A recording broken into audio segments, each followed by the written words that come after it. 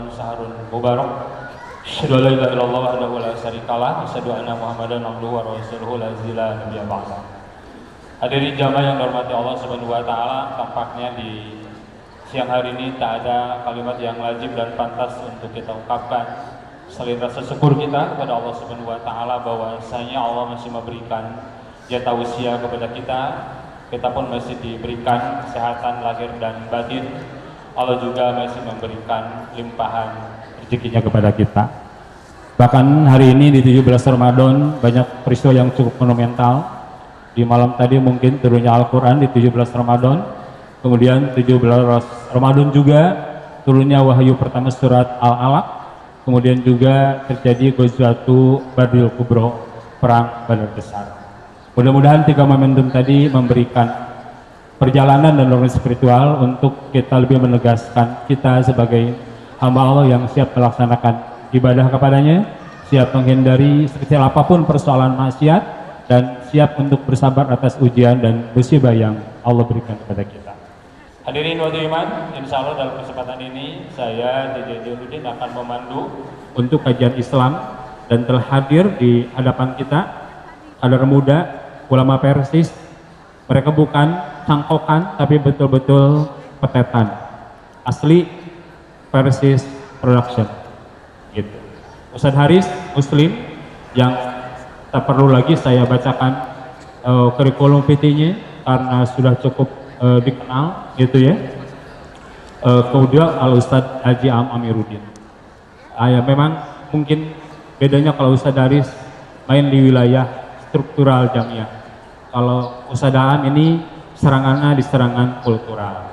Insya Allah Ustadz Am masih tetap berpegang teguh kepada ajaran-ajaran Persisnya, ya, dan banyak juga jamaah-jamaahnya dan juga memberikan kontribusi kepada Persis. Ya. Cuman mungkin kalau Ustadz Haris dari Bentar saja, Garut, Ustadz Am itu Pajagalan angkatan 84. Kalau tahu Ustadz Wawan Sopwan, Ustadz Jadi Setiadi itu Baladi Sadaan gitu ya gitu. Hadirin waktu yang Allah Subhanahu wa taala, kita berbincang pada hari ini bagaimana perjalanan Ramadan menjadi perjalanan yang luar biasa. Luar biasanya nanti pada 11 bulan yang akan datang. Sehingga ketika kita menilai keberhasilan Ramadan tidak hari ini. Karena hari ini kita di diklat, pendidikan dan pelatihan. Hari ini kita sedang berproses. Nanti natijahnya hasilnya adalah pada 11 bulan yang akan datang. Hari ini kita sedang berproses. Ketika prosesnya baik, maka hasilnya akan baik. Ketika prosesnya salah, maka hasilnya pun akan salah. Kalau saya tampilkan, kenapa peyem sampai itu harganya menjadi mahal? Karena warnanya rubah, jadi putih, jadi kuning. Rasanya asalnya tawar, jadi manis. Harumnya juga dari tidak harum menjadi harum, meningkat derajatnya, ya, malah jadi ikon di kota Bandung, peyem Bandung. Itu harganya menjadi mahal. Apalagi kalau ibu-ibu lihat di Raja Mandala, itu dijualnya di dalam roda kaca, dijaganya sama maung dan hayam jago. Karena sudah proses. Tapi kalau tidak diproses, jadilah singkong biasa. Insya Allah kedua asatidzah dan guru kita akan mengupas, Ustadz Haris akan mengupas bagaimana hadirnya kualitas ibadah kita setelah pasca Ramadan, dan insya Allah Ustadz Am nanti akan menyinggung bagaimana pembinaan keluarga pasca Ramadan. Kami persilahkan kepada yang junior dulu, Ustadz Haris, kata Ustadz Am, Ustadz Haris dulu katanya. Silakan 30 menit, kalau lebih nanti saya ingatkan. 30 menit. Bismillahirrahmanirrahim. Alhamdulillahilladzi anzala as-sakinata fi qulubil mu'minina liyazdadu imanan ma'a imanihim. Asyhadu an la ilaha illallah wahdahu la syarika lah wa asyhadu anna Muhammadan abduhu wa rasuluhu alladzi la nabiyya ba'dah, amma ba'du. Puji dan syukur kita panjatkan kepada Allah Subhanahu wa taala. Alhamdulillah pada pagi menjelang siang hari ini kita bersilaturahim di masjid yang insya Allah dirahmati oleh Allah Subhanahu wa taala dalam acara yang sangat monumental sekali, Persis Ramadan Expo, dan kita juga melakukan kajian-kajian keislaman insya Allah di masjid ini. Saya merasa terhormat bersama guru saya Al-Ustaz Amiruddin, dan tidak apa-apa saya bicara duluan sebagai pengantar karena nanti insya Allah beliau yang lebih berilmu dan lebih berpengalaman dari kami. Mudah-mudahan saya bisa menjadi pengantar atas apa yang nanti beliau sampaikan. Ibu-ibu sekalian, ini luar biasa. Dari mana saja ini? DKI Jakarta, DKI Jakarta. Masya Allah, ternyata ini dicek orange ya. Tapi dah mah orang Bandung hungkul, katinggal nanti orang Sunda. Ya, Jack mania ini. Ya, ya. Kemudian dari Bekasi, ada Bekasi? Kemarin ya Bekasi. Bogor, kabupaten, kota. Bogor, bapak-bapak ada. Sukabumi mana? Balanja, Sukabumi Balanja. Cianjur. Oh. Bandung Barat. Wih, ternyata Bandung Barat ya. Banten. Alhamdulillah. Katanya ibu kota Banten di Serang. Ibu kota Banten di Serang leres. Iya. Baik, semuanya ya, ibu-ibu, bapak-bapak, kami haturkan terima kasih sudah hadir. Mudah-mudahan momentum Ramadan ini menjadi kebaikan buat kita semua. Baik, berbicara tentang Ramadan sebagai momentum untuk kita mengupdate dan mengupgrade keimanan kita. Kenapa kita harus mengupdate dan mengupgrade? Kenapa kita harus mengupdate? Karena iman itu, ibu-ibu, bapak-bapak sekalian, itu seperti pakaian. Iman itu bisa lusuh, iman itu bisa kotor. Dalam hadis Rasul bersabda, innal imana la yakhluqu fi jawfi ahadikum kama yakhluqu thawbu. Sesungguhnya iman itu bisa usang di hati kalian sebagaimana usang dan lusuhnya pakaian kalian. Fas'alullaha an yujaddidal imana fi qulubikum. Maka mintalah kepada Allah agar kalian atau agar Allah memperbaharui iman kalian fi qulubikum, di dalam hati kalian. Dalam hadis lain Nabi bersabda, jaddidu imanakum, perbaharuilah iman kalian. Kemudian para sahabat bertanya, kaifa nujaddidu imanana, bagaimana kami memperbaharui iman kami? Maka Rasul menjawab, biqauli la ilaha illallah, dengan ucapan la ilaha illallah. Jadi iman itu adalah nikmat, anugerah, karunia terbesar yang Allah berikan kepada kita, yang harus kita pelihara. Sebagaimana kita mempunyai barang yang berharga, tidak mungkin kita biarkan begitu saja. Maka barang yang berharga itu akan kita jaga, akan kita pelihara. Apapun yang ibu miliki, apapun yang bapak miliki, tidak akan lebih berharga dari iman yang ibu miliki dan bapak miliki. Kalau ibu punya mobil, kalau ibu punya rumah, kalau ibu punya perhiasan, kemudian ku ibu teh dijaga, dipusti-pusti ya. Jangan sampai kotor, jangan sampai ada yang mengambil, jangan sampai wah pokoknya mah tekengeng kawat-kawat ku budak jadi carekan budak teh. Ya, tapi kadang-kadang kita tidak memperlakukan hal yang sama terhadap iman kita. Itulah yang kemudian Allah memberikan kesempatan kepada kita. Bulan Ramadan ini adalah momentum untuk memperbaharui keimanan kita, yaitu momentum untuk tajdidul iman, untuk update keimanan kita. Punten ibu, aplikasi di HP wae nya secara berkala suka diupdate ya. Ya, aplikasi di HP kita secara berkala suka diupdate. Kenapa? Karena kalau tidak diupdate nanti tidak akan update. Ya, akan tertinggal, akan tidak kurang ketinggalan zaman. Ada yang tidak bisa dibuka, ada yang tidak bisa, ada yang tidak kompatibel dan lain sebagainya. Itu HP kita. apalagi iman kita. Kenapa? Karena permasalahan kehidupan ini yang kita hadapi semakin hari semakin berat. Kalau misalnya kita menghadapi tantangan kehidupan di zaman sekarang menggunakan benteng keimanan ibu-ibu, bapak-bapak di tahun 70-an, jigana jebol. Ya. Karena apa? Serangannya lebih kejam dari serangan rudal Israel ke Iran. Ini yang harus kenapa kita harus update? Karena kalau kita biarkan, kata Nabi, iman itu yakhluq fi jawfi ahadikum kama yakhluqus saw. Lalu bagaimana mengupdate-nya, Ustaz? Bagaimana mentajdid iman itu? Ramadan itu adalah kesempatan untuk update dan upgrade, ya. Kenapa? Karena di Ramadan ini ternyata Allah memberikan kepada kita media untuk bagaimana kita meningkatkan kapasitas keimanan kita.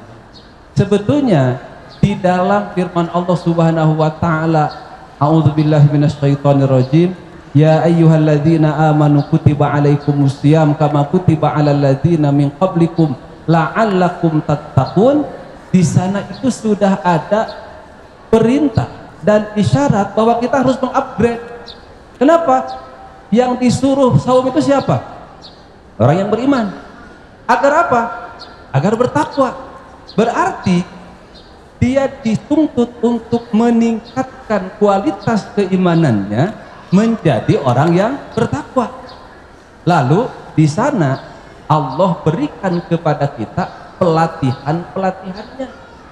Di dalam saum ini, ibu-ibu bapak sekalian, setidaknya kita dididik, diajarkan hal-hal yang mendasar tetapi sering kita abaikan. Apa yang dididik di saum itu? Di saum ini untuk mengupdate keimanan kita kembali diingatkan dan dididik untuk lebih bisa memperkuat, mempertajam dan juga memperbaiki keikhlasan kita. Kan tidak ada yang lebih utama, tidak ada yang lebih penting di dalam ibadah kita selain ikhlas. Selama ini kan ikhlas itu menjadi biasa we gitunya, sa ikhlasna we. Ikhlas itu kita jadinya apa? Tidak terpaksa, lamun kapaksa teu ikhlas. Padahal ikhlas teh harus dipaksa. Punten yang orang Jakarta ngerti bahasa Sunda tidak? Tidak ya? Tidak.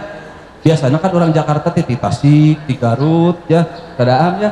Jadi orang Persis di Jakarta mah Persis Persatuan Islam Sunda. Tapi saya alhamdulillah kalau bukan Sunda semua. Maaf kalau saya ada sedikit kacaletot ke bahasa Sundanya. Ya. Tapi insya Allah dipahami gitu. Kalau yang tidak paham lihat terjemah di bawah ini. Ya, insya Allah.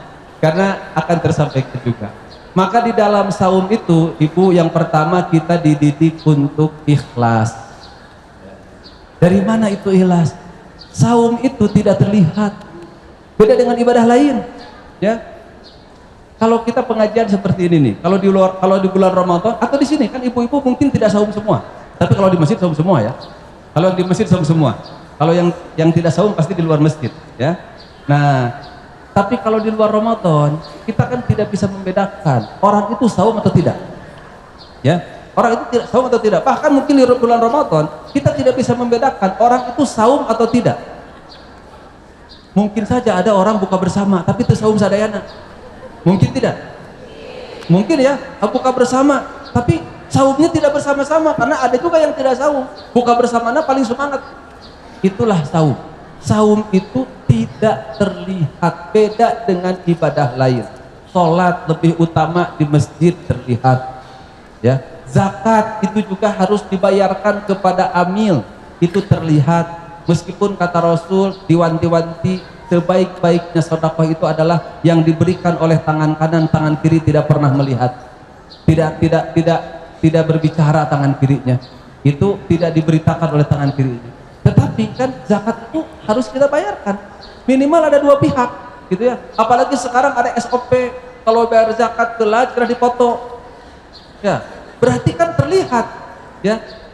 Haji terlihat, Ibadah itu rata-rata terlihat, tapi saum itu relatif tidak terlihat dan orang mungkin tidak bisa membedakan apakah dia itu saum atau tidak. Sugan teh saum geuning aya warteg engkaliong ka warteg gitu. Ya, ada warung Padang sindang ke warung Padang, padahal kelihatannya saum. Itulah saum. Makanya saum itu mendidik kita ikhlas. Kita di rumah tidak ada apa-apa, tidak ada siapa-siapa, berani tidak makan, berani tidak minum. Ya, ini mengajarkan kepada kita bagaimana ibadah lillahi ta'ala.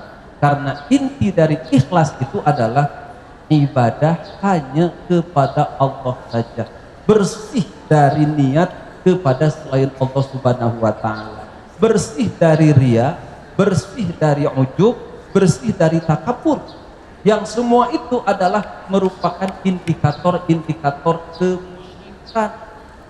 Jadi ikhlas itu adalah tauhid, karena ikhlas itu adalah membersihkan diri kita dari bibit-bibit kemusyrikan. Dan itu diajarkan di dalam saum, ya. Dan itu diajarkan dalam saum. Makanya Allah dalam hadis qudsi memuji kepada orang yang saum itu. Kata Allah, kullu amal ibni Adam lahu. Setiap amal anak Adam itu untuk dirinya. Illa siyam, kecuali saum. Fa innahu li wa ana ajzi bihi. Saum itu untukku, kata Allah. Wa ana ajzi bihi, dan aku yang akan membalasnya. Kenapa? Harakatu amahu wa syarabahu min ajli. Dia meninggalkan makannya, dia meninggalkan minumnya, itu adalah untukku. Itu kata Allah. Ini Pakku ikhlas ya. Jadi ini yang harus kita tanamkan, keikhlasan. Dan ikhlas mah susah. Surat Al-Ikhlas isinya naon? Surat Al-Ikhlas isinya apa? Tauhid. Ya, di dalam surat Al-Ikhlas ada kata ikhlas tidak? Karena yang disebutkan biasanya tidak ikhlas. Abdi mah ikhlas, ada paminyarios abdi mah ikhlas, biasanya tidak ikhlas gitu ya. Nah makanya ini yang harus kita pelihara. Yang kedua, dalam saum kita diajar apa? Diajar sabar, ya, diajarkan sabar. Sabar itu apa?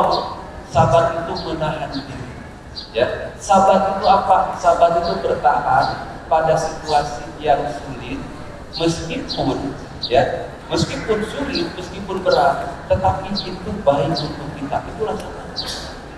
Kenapa ditahan? Karena berat. Makanya kita harus bersabar. Kalau tidak berat, kita tidak tahan. Itulah sabar. Dan saum mengajarkan kepada kita sabar, meskipun ya di dalam pelaksanaannya itu berat. Lalu sabar yang mana, Ustaz? Sabar itu sabar yang mana? Sabar tidak makan, tidak minum, iya. Tapi ini fisiknya, ya, ini latihannya.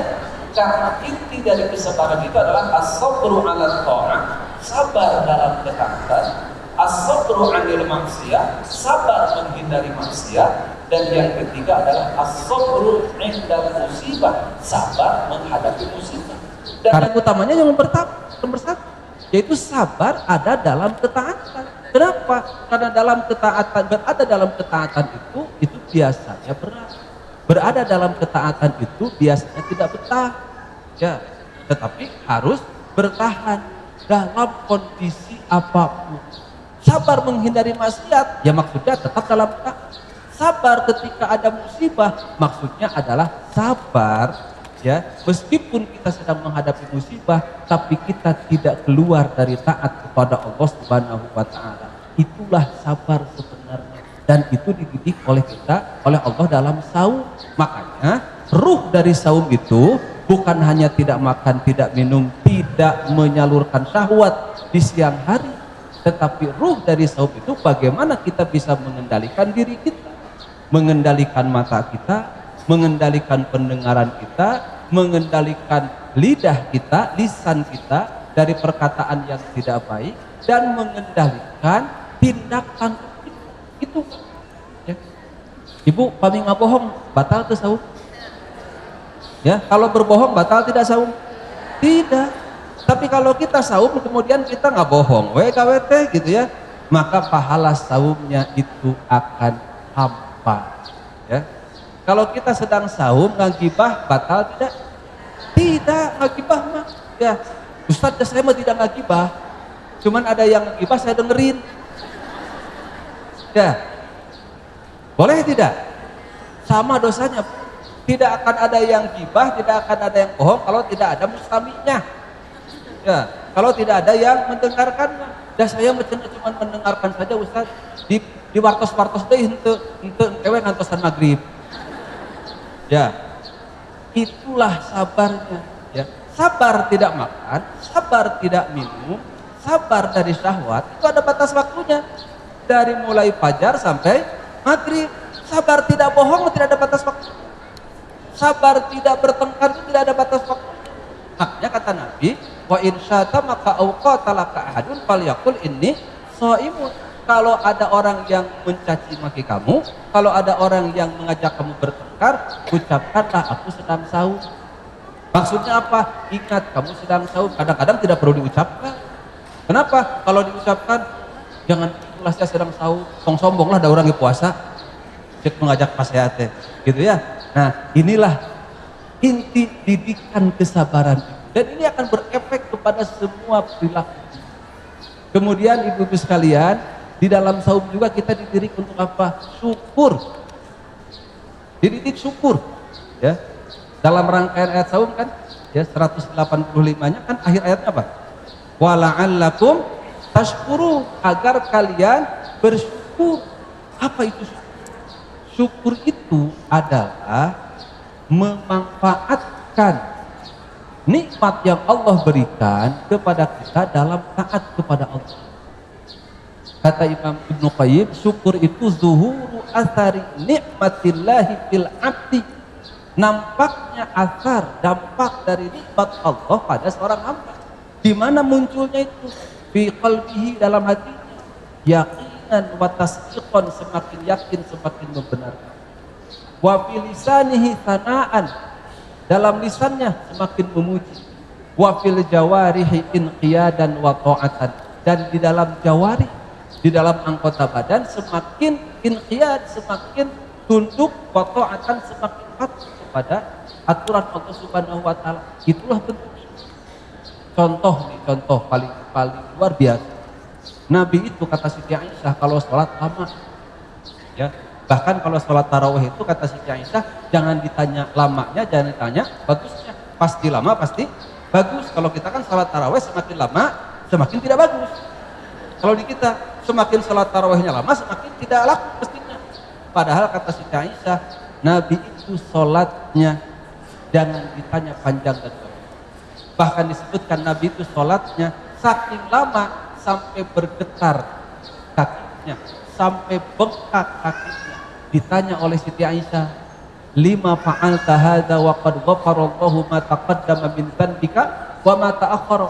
Wahai Rasul, kenapa engkau lakukan ini padahal Allah sudah ampuni dosamu yang taqaddama terdahulu, wa ma ta'akhkhara, dan yang akan datang.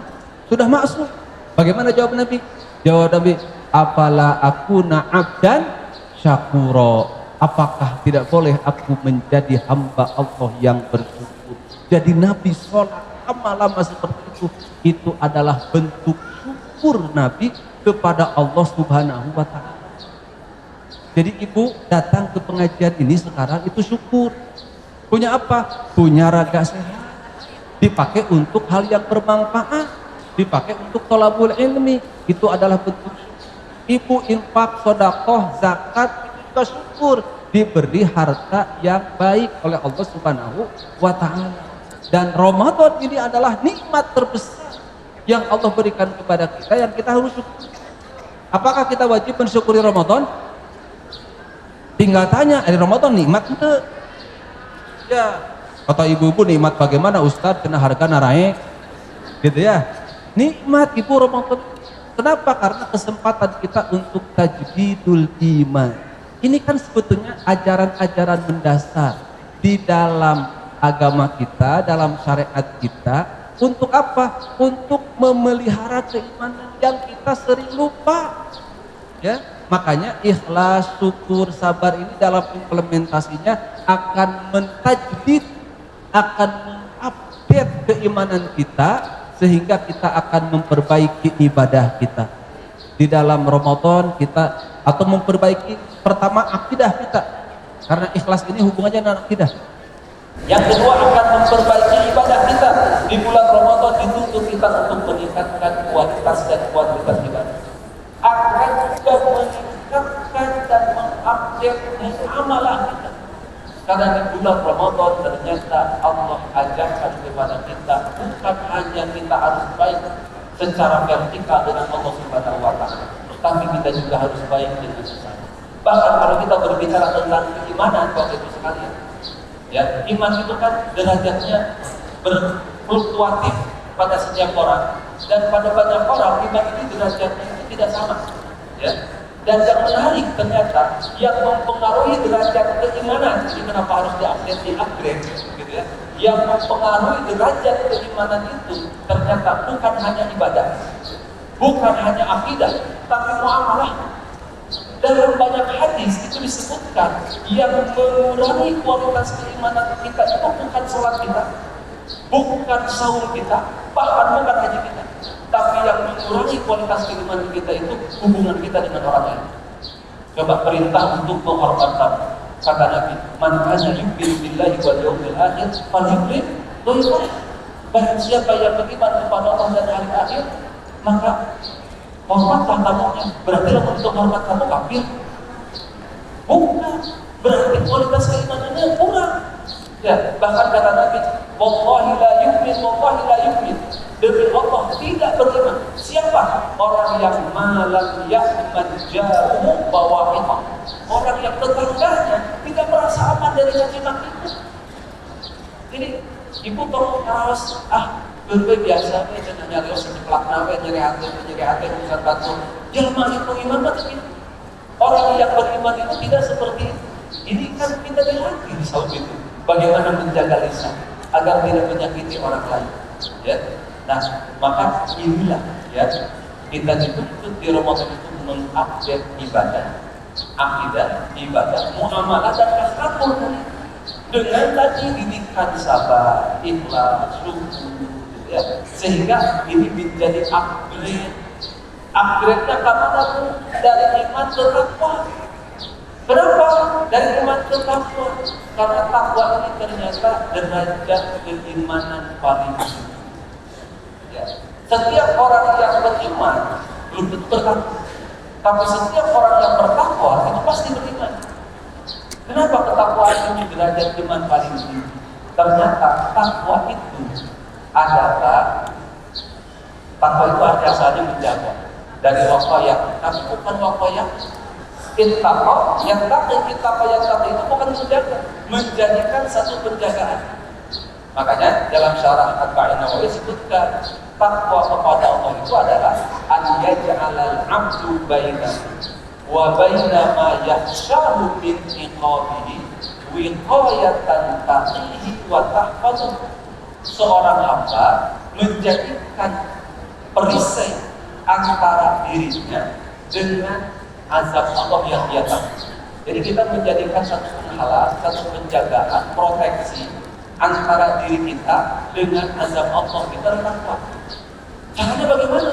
Wa yaqulu dzalika bimtithali awamirihi wa ijtinabi nawahihi. Dan itu dengan cara melakukan perintahnya dan menjauhi larangannya. Selama ini kita dengar definisi takwa itu kan? Definisi takwa ya 5 menit lagi. Siap. Insyaallah berjaya. Siap berjaya. Kalau moderator harus sampai rawat. Selama ini kita mendengar definisi takwa itu yang akhirnya saja. Takwa itu apa? Imtithalu awamirihi wa ijtinabu nawahihi. Takwa itu adalah melaksanakan perintahnya dan menjauhi larangannya. Di awalku dengan filosofinya, dari filosofinya apa? Jadi ini sebagai bentuk penjagaan diri kita dari azab Allah, dari murka Allah yang kita takut. Ya, bukan hanya sekedar sebagai rutinitas dan juga pelaksanaan biasa saja, tapi ditumbuhkan dari kesadaran bahwa kita harus menjaga diri. Lalu kenapa takwa ini upgrade? Ya, karena ternyata kata Nabi, orang yang bertakwa itu jangankan yang haram, yang makruh pun ditinggalkan, yang syubhat pun ditinggalkan. Wa man ittaqa syubhat faqad istabra li dinihi wa irdihi. Barang siapa yang menjauhi syubhat, maka dia telah membersihkan agamanya dan kehormatan. Ittaqa, bertakwa, menjauhi. Bahkan tidak cukup di sana. Orang yang bertakwa itu ada mereka yang bukan hanya yang haram, bukan hanya yang makruh, yang halal. Kalau yang halal itu menjadi wasilah untuk yang haram, itu dia tinggalkan.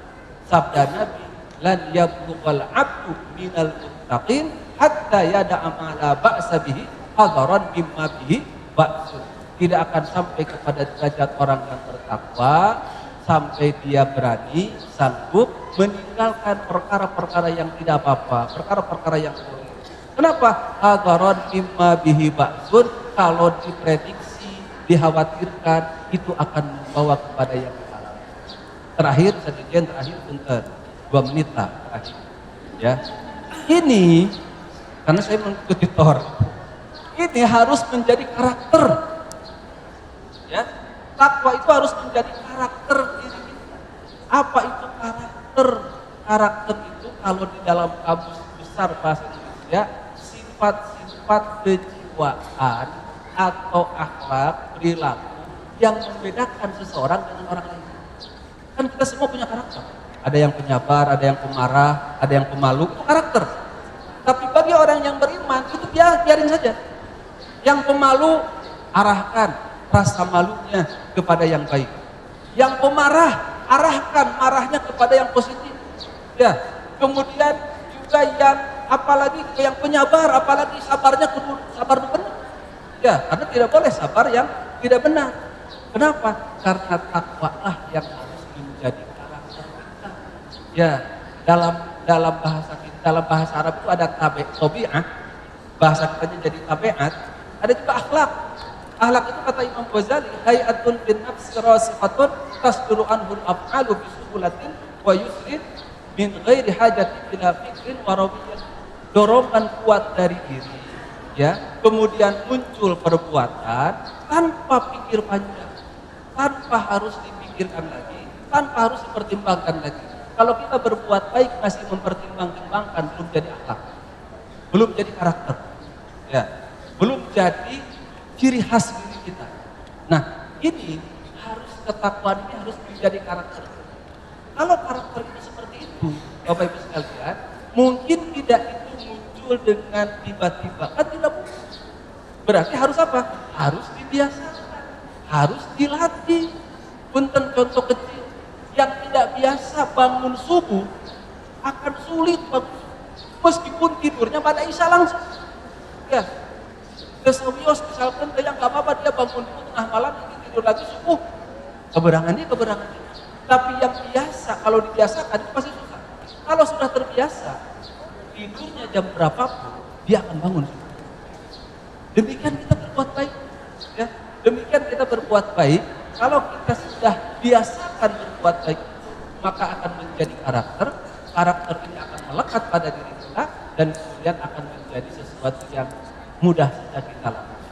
Nah, Ramadan ini mengajarkan kepada kita update keimanan kita dan juga upgrade keimanan kita menjadi takwa, dan ketakwaan inilah harus menjadi karakter yang membedakan kita dari orang lain. Saya pikir mudah-mudahan berlaku. Pada abakan segala rupina. Hatur nuhun ibu-ibu, terima kasih semuanya atas perhatiannya. Mudah-mudahan nanti ditambah yang lebih luar biasa lagi dari guru kita semua. Terima kasih. Assalamualaikum warahmatullahi wabarakatuh. Terima kasih Ustaz Daris, pas waktunya. Insya Allah selanjutnya Ustaz Daam akan berbincang masalah bagaimana Ramadan membangun pembinaan keluarga. Dan bagaimanapun di Ramadan ini suasana komunikasi keluarga cukup bagus, bisa makan bersama, bisa ngobrol bersama, dan juga kebersamaan lainnya. Untuk itu dengan jatah yang sama Ustaz Daam 30 menit, nanti kalau lebih saya ingatkan. Mangga ingatkan. Ustaz Haris, izin saya berdiri. Ustaz Jajan saya berdiri. Karena Ustaz kasihan yang belakang. Kita biarlah saya yang gini, ya. Izin Ustaz. Bapak Ibu, bismillahirrahmanirrahim. Alhamdulillahirabbil alamin. Wassalatu wassalamu ala asyrafil anbiya'i wal mursalin wa ala alihi wa sahbihi ajmain. Asyhadu an la ilaha illallah wa asyhadu anna Muhammadan abduhu wa rasuluh. Bapak Ibu yang Allah muliakan, terutama untuk ibu-ibu. Bu, kalau saya tanya, ibu mana nih mendingan punya suami yang kaya raya tapi pelit, ataukah suami yang dermawan banget tapi miskin? Disuruh milih, bikin pernyataan baru Anda mah. Apa Bu? Tadi saya bilang kaya tapi pelit. Yang satu lagi mah dermawan tapi miskin. Jadi dermawan tapi miskin teh gini, apapun yang diminta istrinya selalu bilang ini, sok mah ari aya artos mah. Dermawan kan? Ayah mamah teh ini seneng banget lihat orang umroh, pengen umroh mama. Jangan hanya mama, keluarga besar mama sabes, keluarga besar papa sabes. Yuk umroh bareng, dibimbing ku Ustadz Haris. Ada uang masuk. Jadi dermawan nggak? Dermawannya sok. Asal ayah artos. Nah, jadi ibu mana atuh pilih? Dermawan tapi miskin, apa kaya tapi pelit? Ibu ngarang jawaban. Kaya dan derma, itu yang Anda inginkan. Hidup tak seperti yang Anda inginkan. Hidup itu seperti yang Anda rasakan sekarang. Ini isyarat tidak ada rumah tangga sempurna. Gak ada sempurna, gak ada cacat, gak ada konflik, gak ada berantem, lempeng. Semua rumah tangga ada masalah. Makanya apa yang disampaikan oleh guru kita Ustadz Haris itu jadi fondasi. Sabar, syukur, takwa itu fondasi dalam rumah tangga, karena nggak ada rumah tangga yang sempurna. Kenapa? Bapak, tidak ada rumah tangga yang sempurna? Karena kita menikah bukan dengan orang yang sama. Maksudnya gini, tabiat saya dan istri saya itu beda. Kita kudu bersama, itu kudu ada jembatan yang mendekatkan, yaitu yang oleh Ustadz Hari sampaikan, syukur, sabar, takwa, ikhlas. Tak itu yang menyambungkannya. Saya punya 3 anak, tabiatnya beda, padahal ibunya itu juga. Bapaknya sama, ibunya sama, anak saya 3, dah tabiatnya beda. Bahkan apa yang disukai dari makanan saja beda. Padahal perasaan saya dan istri saya ngedidiknya sama, ngasih makannya sama. Ibu tabiatnya beda. Saya yakin anak ibu bapak juga begitu. Sampai-sampai saya terbersit, gimana kalau anak pertama dari A, anak kedua dari B, anak ketiga dari C. Saya tuh kadang ingin uji coba. Cicing, ya mah kakara kepikiran. Anda mah langsung. Nggak, wajar dong, terbersit. Pengen uji coba kumaha bedana. Jadi dari satu istri saja 3 anak, karakter anak beda. Kadang berpikir kumaha. Mun anak pertama dari Wiwi, anak kedua dari Ani, anak ketiga dari Yuyun. Pasti beda-beda. Jadi ibu, bapak, itu sebabnya kenapa rumah tangga itu tidak ada yang ideal. Maksudnya gini, pasti ada masalah karena kita menikah bukan dengan orang yang sama. Lalu kenapa ada yang rumah tangganya sampai akhir hayat? Itu bukan karena mereka sama, tapi ada jembatan yang mendekatkannya.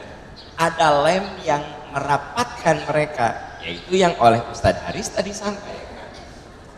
Rumah tangga kita kacau balau tanpa syukur, sabar, ikhlas, takwa, hancur Pak. Kenapa? Jangan salah, rumah tangga itu pertama ibadah paling lama. Sholat itu memang seumur hidup, tapi kan kepotong-potong. Sholat 10 menit beres, asar 10 menit, 10 menit Ustadz kalau belum ahli, udah ahli mati 3 menit keberes. Kamu sholat menit cepet-cepet ahli bro. Kebayang nggak? Sholat itu 10 menit beres. Saum berapa lama bu? Sebulan. Salah, mual aya nu kuatin sabulan. Min tulu'il fajri ila ghurubis syams, dari terbit fajar sampai terbenam matahari. Sabulan, maot atau sabulan puasa. Aku mahas ibu, terus puasa berapa lama? Sabulan. Bukan, dari terbit fajar alias duhur sampai terbenam matahari alias maghrib. Kurang lebih lah orang Indonesia 14 jam. Ya, sholat 10 menit, saum 14 atau 15 jam. Haji berapa lama? 40 hari. Maaf, keliru. 6 hari, 8, 8, 10, 11, 12, 13 Zulhijjah. Jika can haji wae. Nah, jadi masa udah haji tidak tahu jumlah lama ibadah? 40 hari mah nunggu. Jadi haji itu sejatinya cuma 6 hari. Itu pun kalau kita maksimal dengan apartani 8 Zulhijjah sampai 13 Zulhijjah. Sesisanya nunggu. Ya belanja. Tadinya saya nggak akan ngomong gitu, tapi ya ibu bapak sok haji 8 hari, saum 14 jam, sholat 10 menit. Tahu nggak ibadah paling lama rumah? Begitu bapak mengatakan saya terima nikah dan dinyatakan sah, itulah kalau sholat takbiratul ihram. Ibadah sampai yang memisahkan kita kematian. Maka apapun yang dia lakukan dalam rumah tangga itu ibadah. Ibu cuma nanya gini aja, suami pulang kantor, ayah mau bikin apa? Teh apa kopi? Kata suami, kopi. Itu cuma nanya. Apalagi kalau ibu ngerjakan, kan ibu nggak ngerjain. Nuruh ke bibi, damal kopi ke bapak. Tapi nanyanya saja ibadah.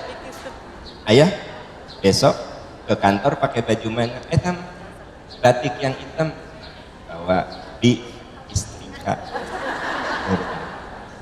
Itu aja udah ibadah. Apalagi ibu yang istrika. Maka banyak di akhirat itu katanya istri yang kaget kenapa pembantunya di surga dia enggak. Karena dia selama jadi ibu rumah tangga jadi calo. Kan calo mah nggak pernah nyampe ke tujuan. Tasik. Cicing tahu. Garut. Cicing tahu. Nah bu, jangan jadi istri yang jadi calo. Bi ngadamal nasi goreng ke bapak, calo Anda.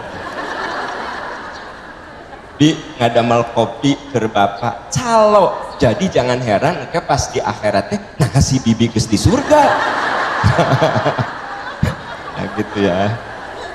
Jadi rumah tangga itu ibadah paling lama. Kebayang gak? Ibadah paling lama. 2. Kenapa apa yang disampaikan oleh guru kita Ustadz Haris itu sangat penting dalam rumah tangga?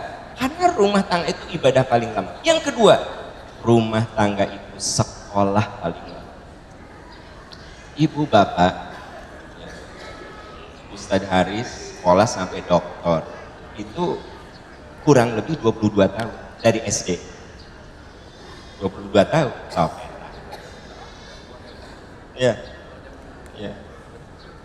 Ya, Ustadz Haris mah nyambung terus 22 tahun. Jadi SD sampai 6 tahun, SMP SMA 12 tahun kan, S1 4 tahun, 16 tahun kan, S2 2 tahun, 18 kan, doktor 4 tahun, 22 tahun. Tapi rumah tangga itu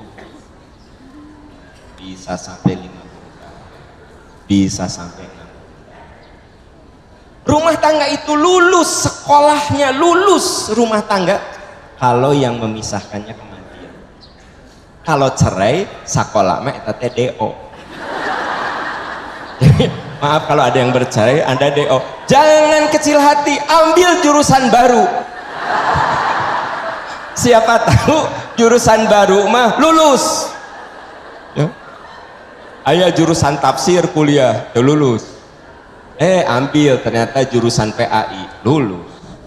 Nikah sama Wati, tuh lulus. Nikah deui sama Tuti, lulus. Jadi bagi yang gagal dalam rumah tangga, ambil jurusan baru. Jadi rumah tangga itu apa? Sekolah paling lama, saudara-saudara. Kenapa sekolah paling lama? Belajar terus. Awal nikah belajar karakter suami istri. Nanti kalau udah anak belajar lagi bagaimana jadi ayah, jadi ibu. Kayak anak kita sudah dewasa belajar lagi. Ya anak kita remaja kita belajar. Karena tabiat remaja beda dengan anak-anak. Nanti anak kita sudah dewasa belajar lagi. Apalagi kalau anak kita sudah berumah tangga, belajar lagi gimana kita jadi mertua, bagaimana kita jadi kakek, gimana kita jadi nenek. Rumah tangga itu sekolah terlama dalam hidup. Jadi satu, ibadah paling. Dua, tiga, rumah tangga itu kenapa butuh basic seperti yang disampaikan oleh guru kita Ustaz Haris. Karena rumah tangga itu kebersamaan paling lama. Saya dan ibu saya dengan istri saya lama barengan istri saya.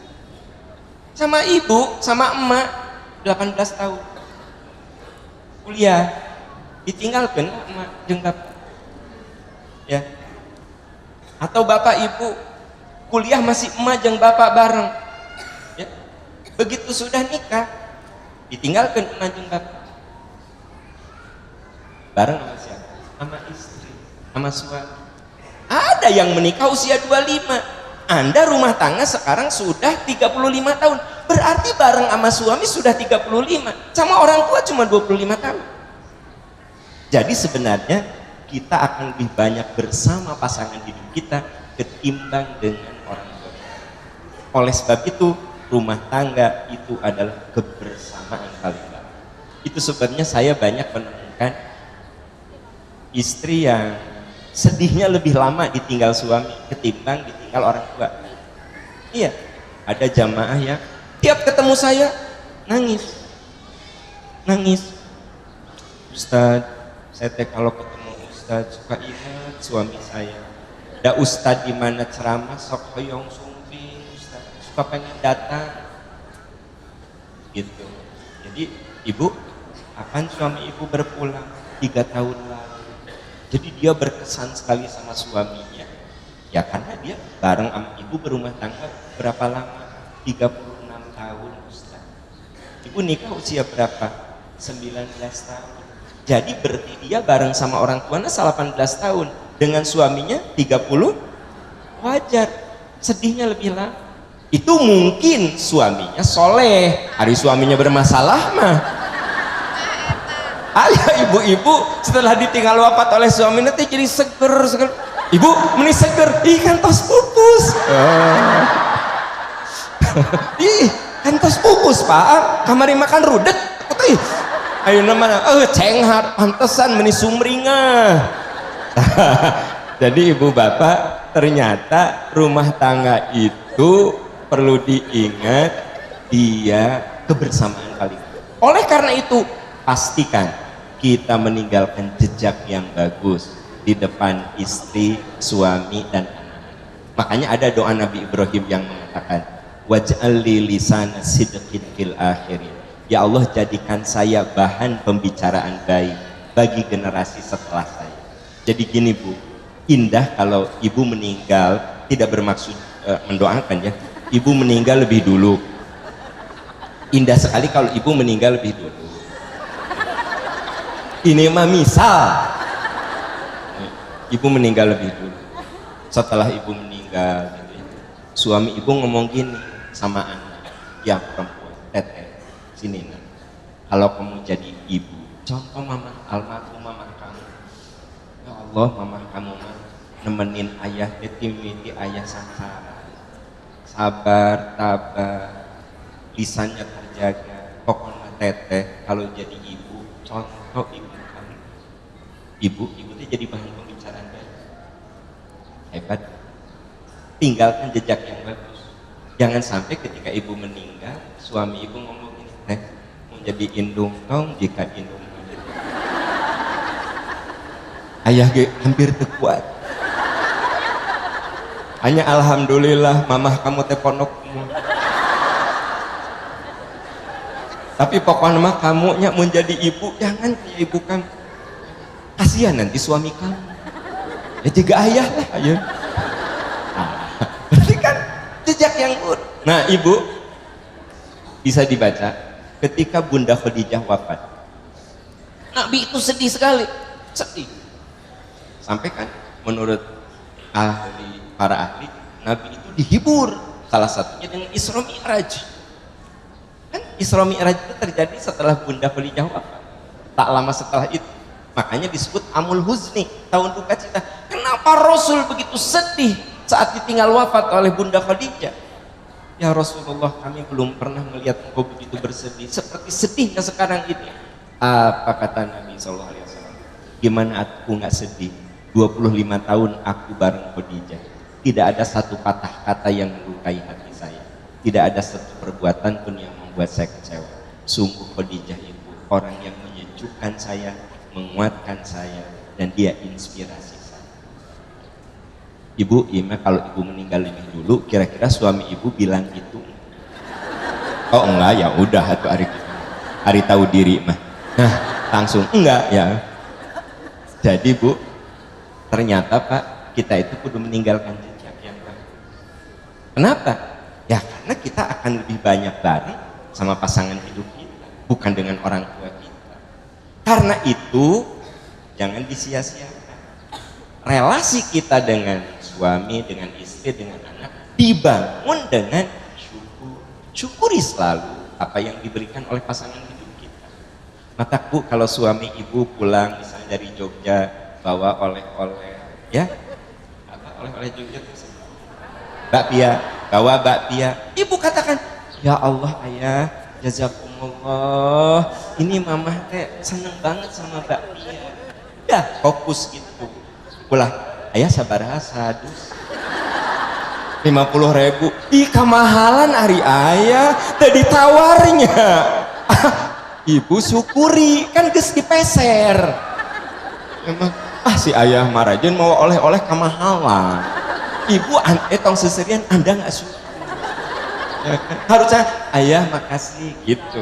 Suami ibu pulang dari Garut bawa dodol Garut, ya ayah itu apa? Dodol Garut. Ya Allah, mama lagi kecil teh seneng lo makan yang kayak gini. Makasih ayah ya, ini ngingetin mama ke masa kecil. Syukur Anda. Iya mah apa? Iya ayah di warung gak ayah dodol Garut. Ayah tadi dinya tuh ayah tuh dodol Garut ciga kieu mah sabaraha sakilo? 30.000 jeung mahal di 12.000. Anda tersyukur tak? Nggak syukur. Bapak, Nabi itu kalau disodori makanan oleh istrinya fokus dengan apa yang ada di meja. Beliau mensyukuri. Kata Bunda Aisyah, kalau beliau suka beliau makan, kalau beliau nggak suka nggak pelah komentar yang buruk. Jadi Pak, mun Bapak disodori makanan, sudah ya dikasih ada lodeh, ya udah lodeh. Belah ya mah ya kerupuk deh. Ya udah mun geus lodeh. Aya lodeh, ada goreng tempe, goreng tahu, fokus we. Makan lodeh, tempe, tahu gitu. Coba mah mun aya daging. Apa cek istri teh? Duit namana. Nah, jadi we nyesel nyeri atuh. Nah, jadi itu yang disampaikan oleh Ustadz Haris itu dahsyat. Rumah tangga mah kudu ada syukur. Syukuri selalu. Sabar. Karena yang namanya manusia ya itu ada saat istri bapak teh dikaresepkeun. Tapi kadang lebih senang, terlebih sering dikasebelah. Suami ibu juga begitu. Ya. Ada saat kangen kasalaki si ayah can pulang, kangen. Ada saat begitu datang, oh ya, dia geus datang. Nyerudet kangen. Ningali wajahna teh geuleuh we. Nah, sabar. Bu, yang saya ceritakan mitos apa fakta? Ibu lebih sering geuleuh apa lebih sering kangen? Geuleuh. Bapak kudu sabar, asli dia pengakuan ibu-ibu lebih sering geuleuh ketimbang kangen gitu. Jadi ternyata betul yang disampaikan Ustaz Haris, apa? Cing sabar, cing syukur. Sok, rumah tangga itu kalau nggak ada syukur dan sabar berantakan. Makanya saya bilang, kenapa kok ada orang yang bisa berumah tangga puluhan tahun sampai yang memisahkan mereka kematian? Bukan karena pasangannya sempurna, bukan, tapi mereka punya mental syukur dan sabar. Begitu, ya, mental syukur dan sabar. Belum lagi dibingkai dengan keikhlasan, ketulusan, ya, gitu. Kan Ustaz Haris sebenarnya ibu-ibu sok ngomong gitu. Kurangnya rumah tangga 15 tahun ya suami aku belum pernah bilang makasih mah can. Urang mah ikhlas ya, urang mah ikhlas kan cik atuh ngomong. Makanya kata Ustaz Haris ikhlas mah kalau diomongin jadi teu ikhlas gitu kan. Iya, aku tuh nggak ngerti bu hari suami ibu kalau habis masak kita capek masak sok bilang gini makasih mah. Lalaki mah moal mun teu enak takakara mah ya teh kieu tapi mun enak anteng we lop nambah geus lalaki mah kitu. Ih sarua suami aku juga gitu. Kamu nggak sabar, kamu nggak ikhlas. sorry ya. Nah jadi ibu ternyata yang menguatkan rumah tangga itu syukur, sabar, takwa. Tadi tuh ya, berhati-hati untuk tidak melukai, berhati-hati untuk tidak menghinakan. Bapak bicara ke istri teh hati-hati karena boleh jadi kita mah bicaranya biasa, tapi ku istri mah dianggap ngahina. Contoh, mah hari ini teh udah saum keberapa? Ya terbuka. Hari ke-16 ayah mah ayah mah udah turun 2 kilo. Nah mama pada goaya pada nyeri, saya tadi nyeri bener tak? Ya enggak? Padahal suami ibu tidak bermaksud menghinakan dan memang ibu tambah gede. Tapi kan suami tidak maksud menyakiti, dia lagi makan. Mah ini teh puasa keberapa? 5. Iya ayah mah tadi ditimbang udah turun 2 kilo. Mama mah juga naik. Sabadag wae. Kan ngobrol biasa tapi karasana celep dati luwih dinten mah tuh baheud we apa urang teh kudu hati-hati bicara. Nah jadi adakah bisi omongan kita melukai, bisi perilaku kita itu menjadikan dia merasa tidak dihargai. Jadi sesungguhnya apa yang disampaikan oleh guru kita Ustaz Haris itu modal utama prinsipil untuk membangun rumah tangga yang surga, rumah tangga surga. 3 menit terus. Beda luak liukna jika luak liuk ka Ustaz Haris. Nah, jadi saya kan tadi ada belajar ta Ustaz Jajan teh liuk Matak begitu luak liuk 3 menit deui kan. Nah. Karena beda gerak-gerikna teh ek negur. Nah, Ibu ada satu firman Allah yang sangat menyentuh hati kita. Jannah dalam surat Ar-Ra'd, jannatu 'adnin yadkhulunaha wa man shalaha min abaihim. Jannatu 'adnin yadkhulunaha wa man shalaha min abaihim wa azwajihim. Jannatu 'adnin yadkhulunaha wa man shalaha min abaihim. Mereka masuk surga beserta nenek moyangnya, beserta pasangan hidupnya, beserta anak-anaknya, wa dzurriyyatihi, wal malaikatu, dan para malaikat yadkhuluna alaihim min kulli bab. Malaikat menyambut dari semua pintu surga. Apa kata malaikat? Salamun alaikum bima sabar. Ini disampaikan kepada keluarga yang bertemu di surga. Mereka berada di surga bersama nenek moyang mereka, ayah, ibu, aki, nini, buyut, bersama pasangan hidupnya, bersama anak-anaknya. Lalu malaikat mengatakan, selamat ya, kalian bisa kumpul lagi di surga karena kalian sabar. Jadi sebenarnya rumah tangga ada yang cuma sampai dunia, tapi ada yang rumah tangganya bertemu di surga. Nah, saya pernah nanya, Bu, kalau ibu masuk surga, suami ibu masuk surga, mau bareng sama suami enggak? Ya iya atuh Pak. Pas saya tanya bapak-bapak tadi, ibu-ibunya enggak ada. Pak, kalau masuk surga, istri bapak masuk surga, mau bareng sama istri apa bidadari? Bidadari ya Pak, gitu. Cek saya, bapak jangan asal jawab. Istri bapak kalau masuk surga, dia akan menjadi wanita tercantik yang mengalahkan bidadari-bidadari surga. Gimana Pak? Ah, yang nyampian bidadari. Nah, eta. Ibu bapak, semoga kita semua dipertemukan dalam surga. Amin ya rabbal alamin. Assalamualaikum warahmatullahi wabarakatuh. Alhamdulillah cukup inspiratif dari makna dari dua guru kita tadi. Ada kata kunci yaitu sabar, syukur, untuk menghadirkan saum yang berkualitas, sabar syukur yang ujungnya adalah surga. Dan untuk membangun keluarga pun adalah kata kuncinya sabar dan syukur. Makanya ada kisah satu hari ketika seorang suami pulang ke rumah, dia bilang ke istrinya, mah jagana bapak mah bakal ke surga sebab bapak orangnya bersyukur, punya mama cantik, pengertian dan lain-lain.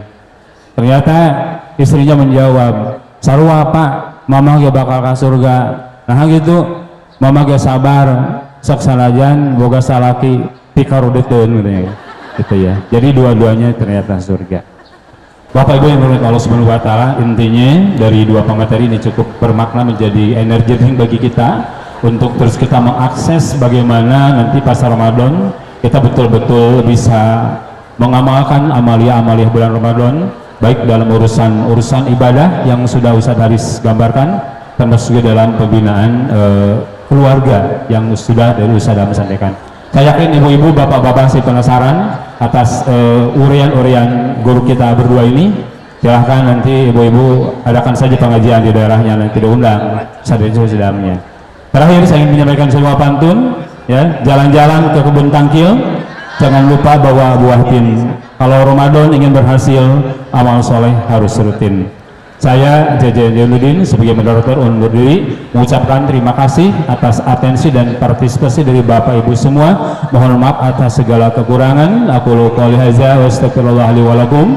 Rabbana atina fid dunya hasanah wa fil akhirati hasanah wa qina azabannar. Assalamualaikum warahmatullahi wabarakatuh.